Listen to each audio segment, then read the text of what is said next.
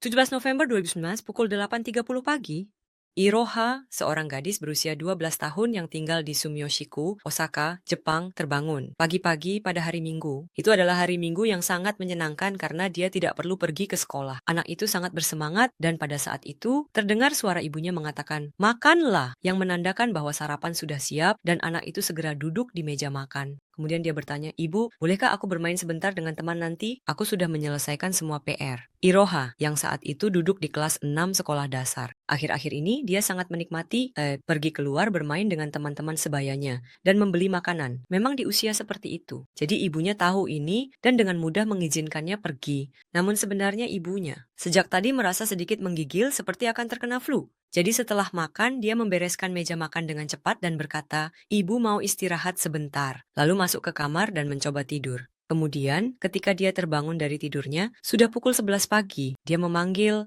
"Iroha, kamu di mana?" Tetapi rumahnya kosong. Sepertinya dia sudah pergi menemui temannya. Namun, karena merasa khawatir, dia menelepon putrinya tetapi tidak diangkat. Apa? Mungkin ada sesuatu yang terjadi. Dia adalah anak yang tidak pernah membuat orang tua khawatir. Bahkan jika pergi keluar, dia selalu pulang sebelum matahari terbenam. Sang ibu pun menenangkan kekhawatirannya sejenak, meminum obat flu untuk memulihkan tubuhnya, dan kembali tertidur lelap. Kemudian, astaga, sekarang jam berapa? Ketika ibu membuka mata, ternyata sudah sore. Matahari sudah terbenam, dan ketika dia pergi ke ruang tamu, rumah masih tetap sunyi. Apakah dia masih di luar? Ibu mencoba menelepon, tetapi tidak diangkat. Dia merasa cemas. Namun, setelah dipikir-pikir, dia tidak tahu sebenarnya putrinya pergi bertemu dengan teman yang mana. Jadi dia mencari kontak teman-temannya dan menelepon satu persatu, tetapi tidak ada satupun yang mengatakan telah bertemu dengan Iroha. Diliputi firasat buruk, ibu segera keluar dan mencari di semua tempat yang mungkin didatangi anaknya, seperti taman, arcade, dan supermarket. Namun dia tidak ada di sana. Jangan-jangan tidak mungkin. Ibu segera menuju ke kantor polisi Sumiyoshi dan melaporkan kehilangan. Kasus anak berusia 12 tahun yang hilang ini segera diselidiki dengan cepat. Lebih dari 170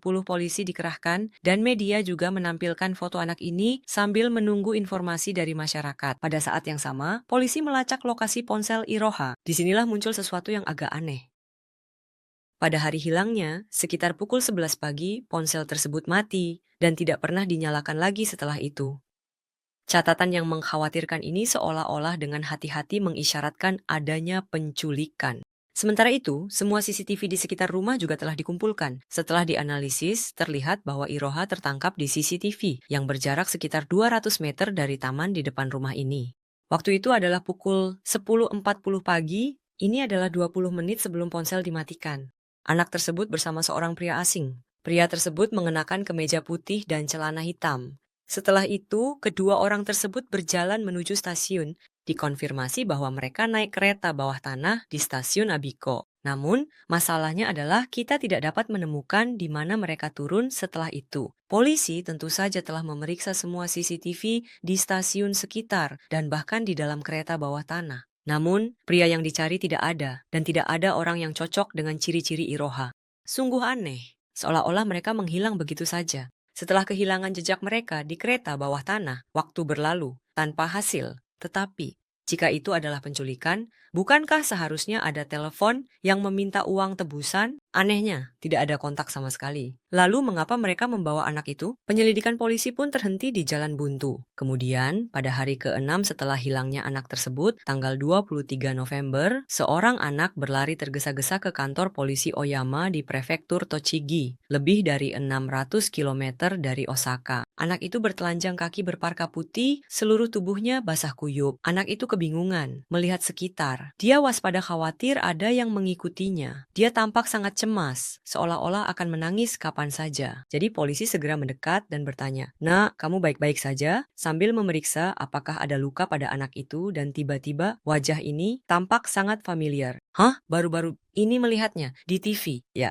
ini adalah Iroha yang ada di selebaran orang hilang. Anak itu sangat lelah, tetapi untungnya tidak ada luka. Polisi kemudian mengambil foto wajah anak itu untuk memastikan identitasnya tepat. Foto tersebut dikirim ke kantor polisi Sumiyoshi. Mereka juga terkejut. Ya, ini benar. Mereka telah menemukan anak yang hilang. Tapi sebenarnya, apa yang terjadi? Mengapa anak itu ditemukan di Oyama yang berjarak 600 kilometer dari rumah? Saat semua orang penasaran, Mo dengan alasannya, Iroha dengan hati-hati mulai berbicara. Orang itu mengurung saya di rumah. Saya sangat ketakutan. Dia mengambil semua ponsel dan menyembunyikan sepatu saya. Saya berhasil melarikan diri dengan susah payah. Anak itu menangis terisak-isak, menunjukkan betapa takutnya dia selama ini. Pelaku yang ditunjuk oleh Iroha adalah seorang pria berusia 35 tahun bernama Ito Hitoshi. Pada saat itu, dia bekerja sebagai karyawan kontrak dan tinggal di dekat situ. Jadi, polisi mulai melakukan penyelidikan latar belakang. Pada saat yang sama, setelah memberikan pernyataan singkat, Iroha dibawa ke Osaka, di mana ibunya menunggu dengan cemas. Pada hari setelah ditemukan, pada dini hari tanggal 24, begitu melihat putrinya turun dari mobil polisi, sang ibu berlari tanpa alas kaki dan memeluk anaknya erat-erat. Keduanya hanya saling berpegangan dan menangis terseduh-seduh. Itu adalah air mata kelegaan. Sekarang saatnya untuk menangkap pelaku.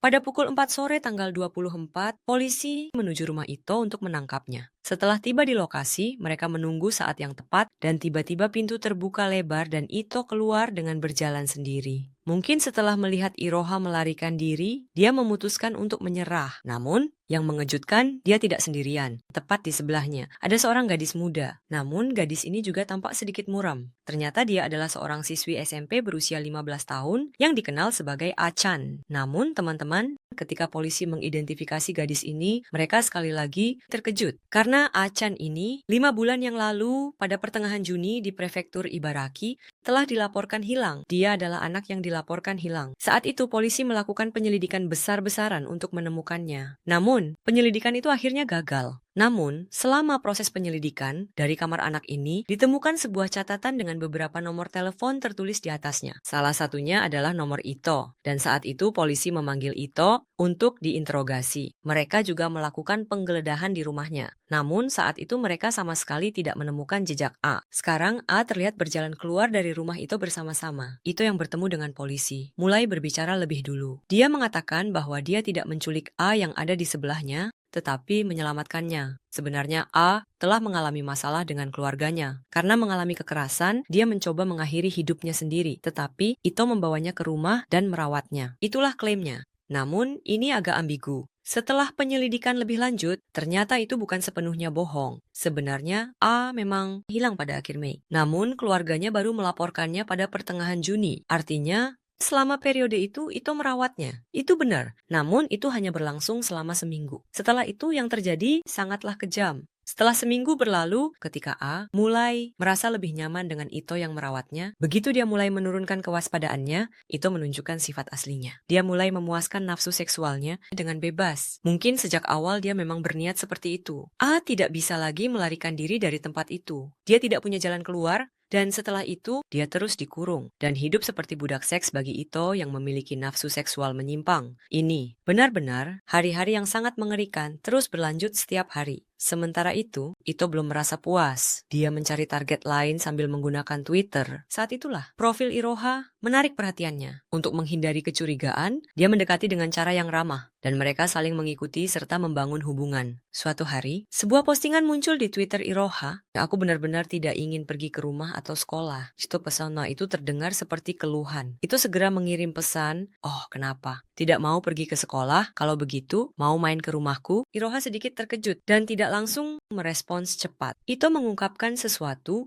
tidak terduga. Mengungkapkan, sejak setengah tahun lalu, ada seorang gadis tinggal di rumahku. Karena dia datang dari jauh. Dia tidak punya teman dan merasa sangat bosan. Kalian berdua sepertinya seumuran, jadi bermainlah bersama. Kita mungkin seumuran, jadi mari bermain bersama.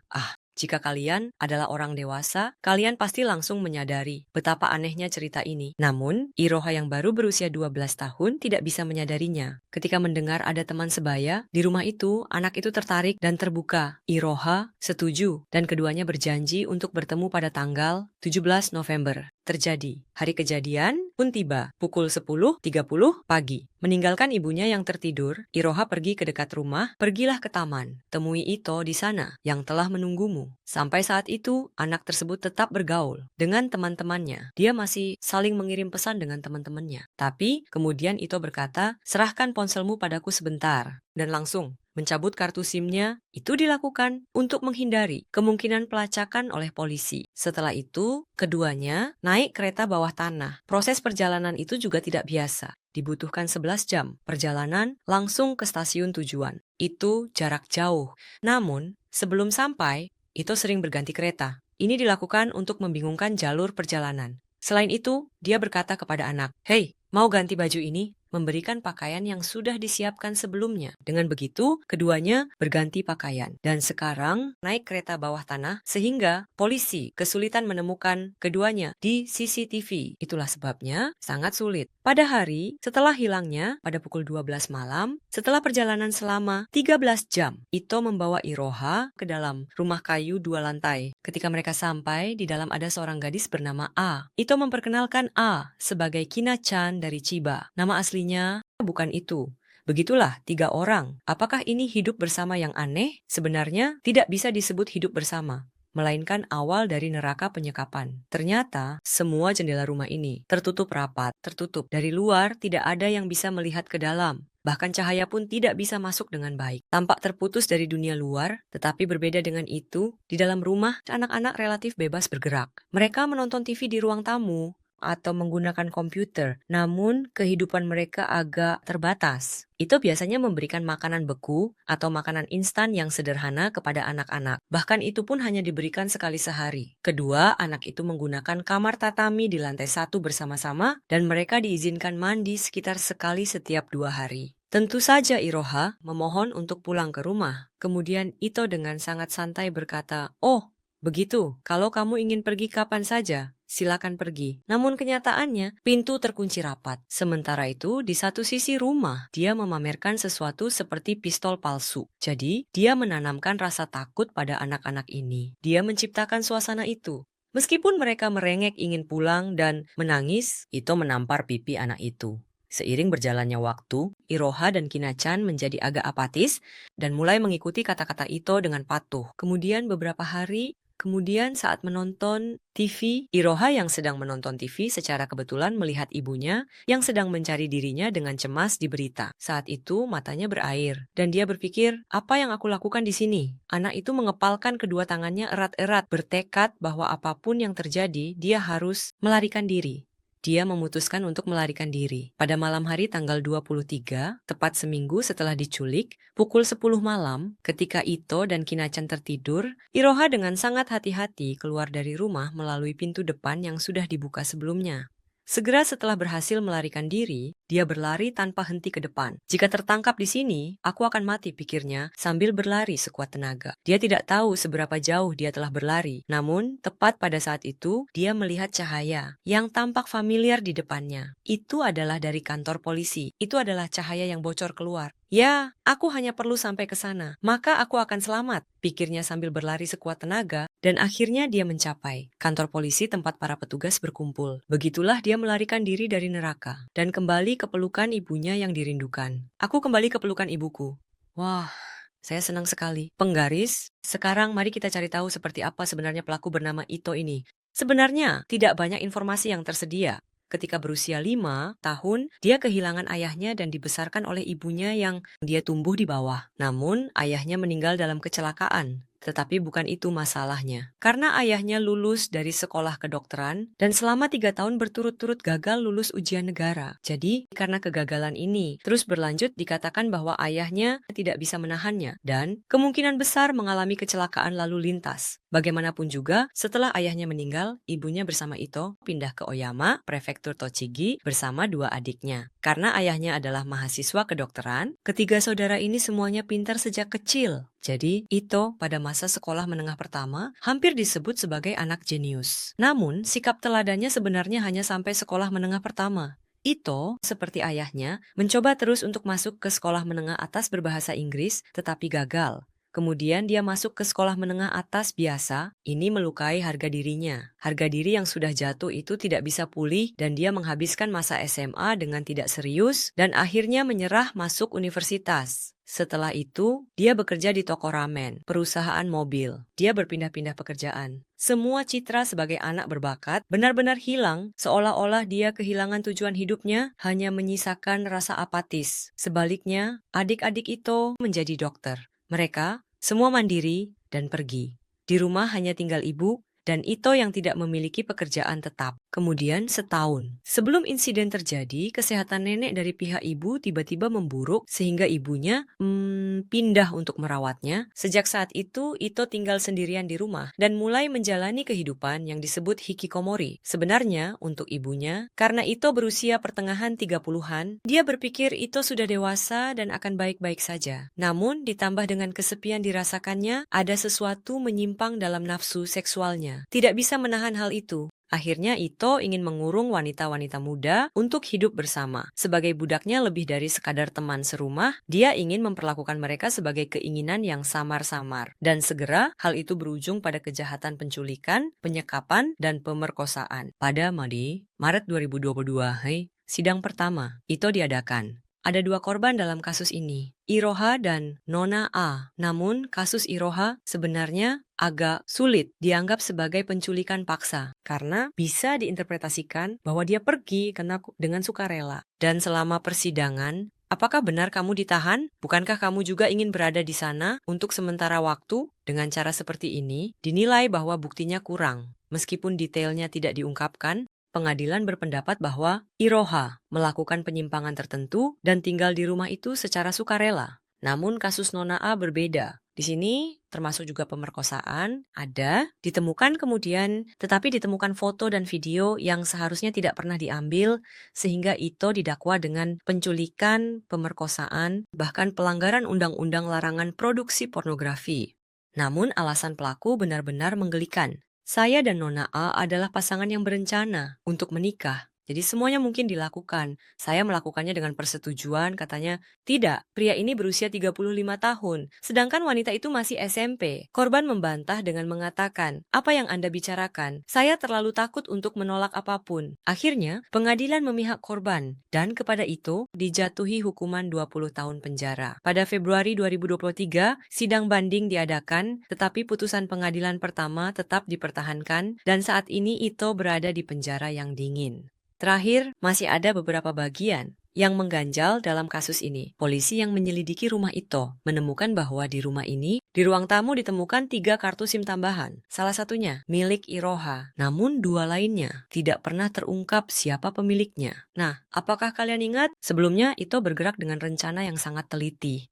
Untuk membingungkan pergerakan, dia berpindah-pindah transportasi. Dia bahkan mengganti pakaian anaknya dengan yang sudah dipersiapkan sebelumnya. Selain itu, ingatkah kalian bahwa dia langsung mengeluarkan SIM dari ponsel saat bertemu Iroha? Jika menggunakan cara yang sama, maka 2 kartu SIM yang ditemukan ini kemungkinan milik seseorang. Namun, Ito sampai akhir tetap bungkam. Dia terus berpura-pura tidak tahu tentang kartu SIM tersebut. Akhirnya polisi mempertimbangkan kemungkinan adanya kejahatan tambahan. Dan saat ini masih melanjutkan penyelidikan. Ini berarti mungkin ada korban lain selain 2 orang yang sudah diketahui. Jika demikian, di manakah mereka berada? Semoga kebenaran dari kasus ini segera terungkap, dan jika Ito memiliki kejahatan lain, semoga semuanya terungkap dengan jelas.